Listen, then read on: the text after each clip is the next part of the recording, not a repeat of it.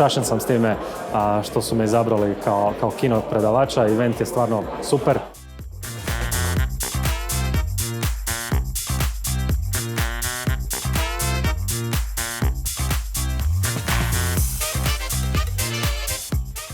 Mislim da je konferencija jako dobro organizirana i mislim da su i zanimljiva predavanja.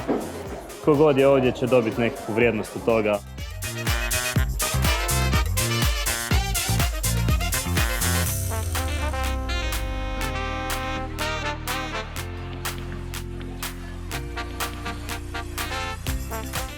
Bilo je impresivno i jako zanimljivo iskustvo ove godine.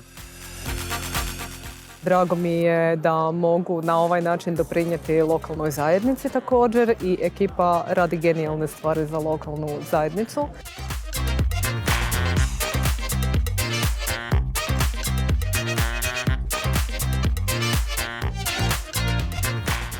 I really like the Weblica conference primarily because of the people.